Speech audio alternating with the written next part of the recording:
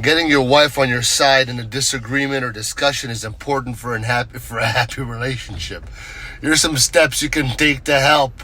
First, listen to her. Don't pretend like I used to do.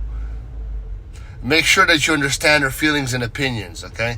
Ask questions and show that you care about what she thinks. This makes her feel valued, okay? There's a limit. Next, share your thoughts calmly. When it's your turn to speak, explain your point of view clearly and respectfully. I'll give you two tricks at the end. Avoid raising your voice and using negative words, that's for sure. And, actually, that's my two tricks. And, look for common ground where you both agree on things. It can make it easier to work through your differences together. Compromise is key. Be willing to, make some sacrifices for her feelings. If you can both, give a little, you can find a solution that works for both of you. That would be great. Just finally remember to, show appreciation. Let her know you value her support and that you're glad to work together. A simple thank you can go a long way. By, listening and communicating, be willing to compromise.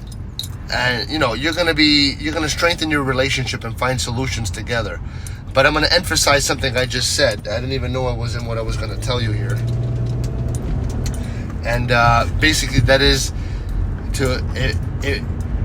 if you don't raise your voice, okay, and you don't add an insult, okay, those two things, you're not going to put yourself in a position to have to say, sorry, I'm sorry. Just don't raise your voice and don't add an insult. Say what you got to say nice and calm. You're never going to have to ever apologize again. It's amazing.